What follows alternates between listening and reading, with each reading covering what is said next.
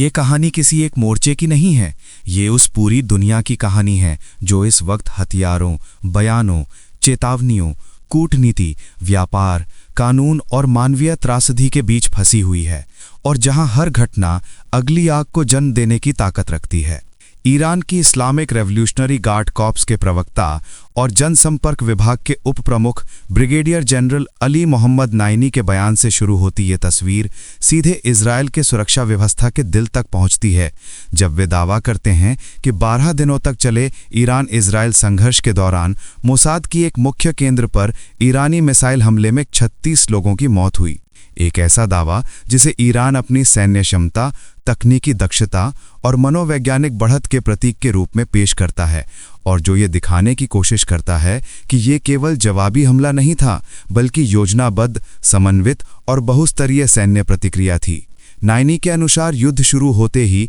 Iran ने बिना किसी देरी के अपने सभी सैन्य, साइबर और खुफिया साधनों को सक्रिय कर दिया, और जब तेहरान में इजरायली हमले के तहत ईंधन डिपो को निशाना बनाया गया तो ईरान ने केवल 5 घंटे के भीतर हाइफा रिफाइनरी पर 2 मिसाइल हमले कर दिए, जिन्हें इजरायली स्रोतों ने भी बेहद सटीक और विनाशकारी बताया। और यही वो क्षण था जहां ये साफ हुआ कि आधुनिक युद्ध में समय, सटीकता और सूचना का महत्व संख्या से कहीं ज्यादा हो चुका है। इसके बाद जब ईरान के एक खुफिया केंद्र को निशाना बनाया गया तो जवाब में मोसाद के केंद्र पर हमला किए जाने का दावा सामने आया, जिसे ईरान अपनी लाल रेखा पार होने पर दी गई सीधी चेतावनी के रूप में प्रस्तुत करता है। ट्रू प्रॉमिस 3 नाम का अभियान ईरान के लिए केवल एक सैन्य कार्रवाई नहीं, बल्कि अपनी रणनीतिक सोच का सार्वजनिक प्रदर्शन था, जिसमें electronic warfare, cyber operation, drone और बैलिस्टिक मिसाइलों का एक साथ उपयोग किया गया, और ये संकेत दिया गया कि भविष्य के युद्ध पारंपरिक सीमाओं से बहुत आगे निकल चुके हैं।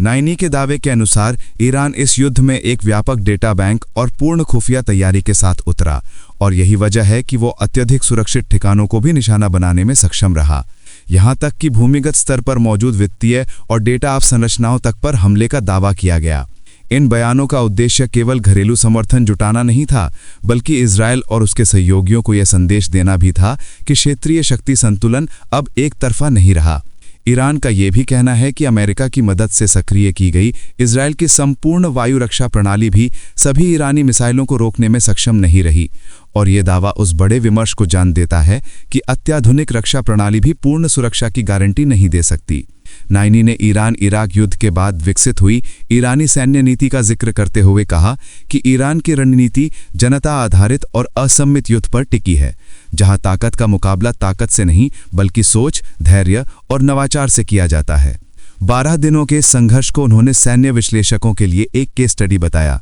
जहां तेज कमांड पुनर्गठन, लगातार 22 मिसाइल हमले और रणनीतिक पहल की वापसी ने युद्ध की दिशा बदल दी। लेकिन यह तनाव केवल ईरान और इजरायल तक सीमित नहीं रहा, बल्कि लेबनान के दक्षिणी इलाकों में इजरायली हवाई हमलों ने पूरे क्षेत्र को और अस्थिर कर दिया, जहां हिजबुल्लाह की रादवान फोर्स से जुड़े ठिकानों को निशाना बनाए जाने का दावा किया गया। और युद्ध विराम के बावजूद बेरूत सहित कई इलाकों पर बार बार हमले इस बात का प्रमाण है कि कागज पर बनी शांति जमीन पर कितनी कमजोर होती है। इजरायल का कहना है कि ये हमले उसकी सुरक्षा के लिए जरूरी हैं, जबकि आलोचकों के अनुसार ये कार्रवाइयां पूरे लेवंट क्षेत्र को स्थायी अस्थिरता की ओर धकेल रही हैं। इसी क्रम में पूर्वी यरूशलेम में संयुक्त राष्ट्र की संयुक्त फिलिस्तीनी शरणार्थी एजेंसी UNRWA के मुख्यालय पर इजरायली कार्रवाई ने अंतर्राष्ट्रीय कानून और मानवीय सिद्धांतों पर एक नई बहस छेड़ दी, जब वहां से सामान जब्त किया गया और संयुक्त राष्ट्र का झंडा हटाकर इजरायली झंडा लगाया गया, जिसे UNRWA के प्रमुख फिलिप लाजारिनी ने अंतर्राष्ट्रीय कानून का स्पष्ट उल्लंघन बताया। उन्होंने कहा कि यह केवल एक इमारत पर छापा नहीं,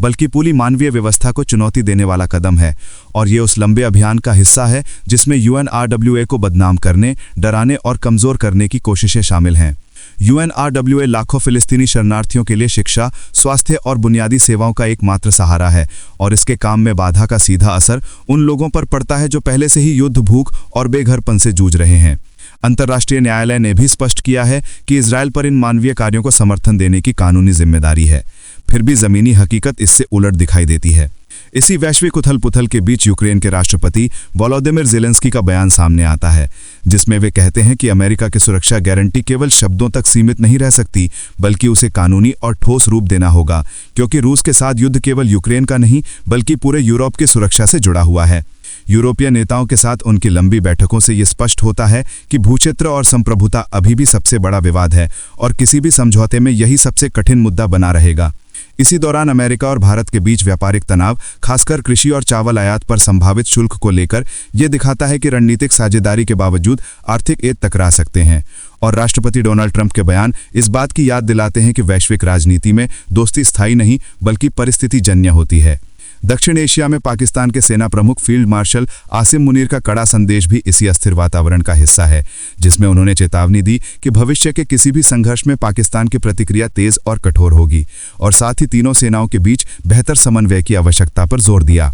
पाकिस्तान की आंतरिक राजनीति में भी आरोप प्रत्यारोप और सत्ता संघर्ष जारी है, जहां इमरान खान और उनकी पार्टी को लेकर तीखे बयान सामने आ रहे हैं, जो ये दिखाते हैं कि आंतरिक अस्थिरता किसी भी देश की बाहरी नीति और सुरक्षा गणनाओं को प्रभावित कर सकती है। इन तमाम घटनाओं को एक साथ देखने पर यह साफ हो जाता है कि आज की दुनिया में युद्ध केवल मैदान में नहीं लड़े जा रहे, बल्कि बयान, प्रतिबंध, व्यापार, कानून और सूचना के हर मंच पर लड़े जा रहे हैं, और हर पक्ष अपनी कहानी, अपनी सच्चाई और अपनी रणनीति के साथ आगे बढ़ रहा है। जहां भावनाएं भड़कती हैं, डर गहराता है और भविष्य और भी अनिश्चित होता चला जाता है।